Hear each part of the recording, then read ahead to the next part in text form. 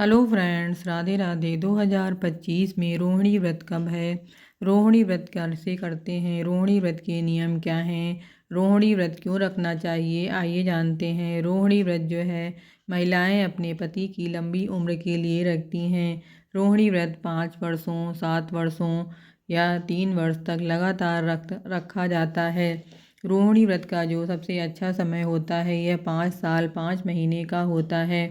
रोहिणी व्रत का पालन जो है महिलाएं अपने पति की लंबी उम्र के लिए करती हैं। ऐसा माना जाता है कि इसका श्रद्धापूर्वक पालन करने से दुख दरिद्रता दूर होती है। इस व्रत का पारण रोहिणी नक्षत्र के समाप्त होने पर मार्गशीर्ष नक्षत्र में करते हैं। प्रत्येक वर्ष में 12 रोहिणी व्रत होते हैं। रोहिणी व्रत का पालन 3, 5 या 7 वर्ष तक लगातार किया जाता है। रोहिणी व्रत की उचित अवधि जो होती है यह 5 वर्ष 5 महीने की होती है। इस व्रत का समापन और उद्यापन भी किया जाता है। रोहिणी 27 नक्षत्रों में एक नक्षत्र है। इस नक्षत्र में किया जाने वाला व्रत रोहिणी व्रत कहलाता है। रोहिणी व्रत का पालन सभी महिलाएं अपने पति की लंबी उम्र के लिए करती हैं। रोहिणी व्रत जो है 2025 में 7 नवंबर शुक्रवार के दिन रखा जाएगा। कुछ स्थानों पर इस दिन भगवान विष्णु और चंद्रमा की पूजा भी की जाती है।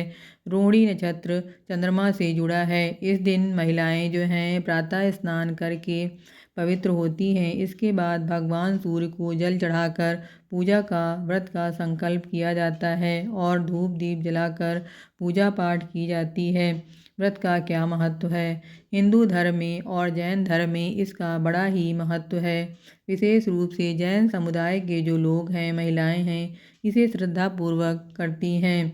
जैन परिवार की महिलाओं के लिए इस व्रत का पालन करना बहुत ही ज़रूरी होता है, लेकिन कुछ पुरुष भी अपनी जो इच्छा अनुसार इस व्रत को रखते हैं। यह व्रत चंद्रमा की रोहिणी नक्षत्र में आता है और इसे धार्मिक अनुशासन, आत्मशुद्धि और कर्म निर्मूलन के उद्देश्य से रखा जाता है।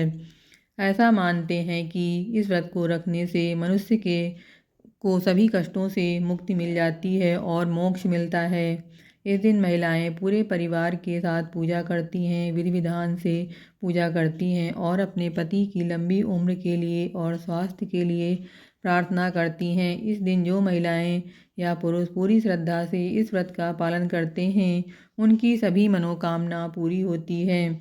इससे इस व्रत को करने से सुख में वृद्धि होती है।